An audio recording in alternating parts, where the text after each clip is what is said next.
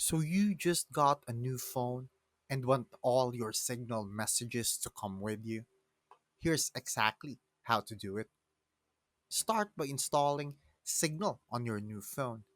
Then on your old phone, open Settings, Chats, Transfer Account, and choose Transfer to iOS or Android device, depending on what you're using. Your new phone will show a QR code. Just scan it with your old phone and the transfer begins.